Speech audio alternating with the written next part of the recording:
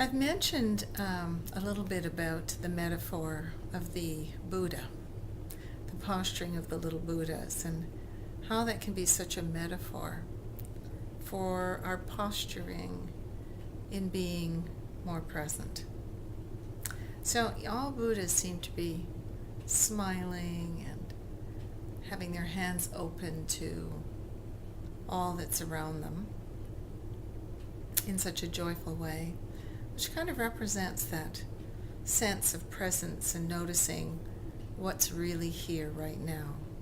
The kinds of things that you can experience when you do a direct experience meditation, which I've offered and put on YouTube, for example, where you can get really in touch with the sounds and the stillness and just what's here in this moment.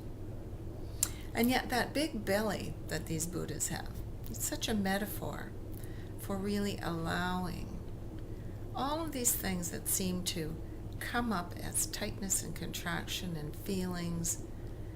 And it's like the mind makes these unconscious associations, notices a threat, and then boom, it seems to come up from deep in the belly and at our deepest core beliefs about who we think we are. And this Buddha belly is always open. And it's all this allowing these things to boom, come in and just go back right out again and dissolve without it coming all the way up into the mind and getting rattled about even a deeper sense of who I am and who I think I am. So one way of really looking at this too is kind of the way we look at the yin and the yang symbol.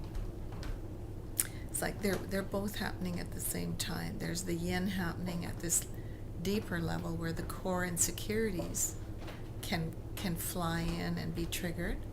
And then there's the yang level where it seems to be more expansive and more open and more free, let's say. So both are equal. Both experiences are equal. Creating yourself as the ego and thinking that's who you are, and seeing the truth that that's not really who you are. You're far much more than that. It's all here at the same time.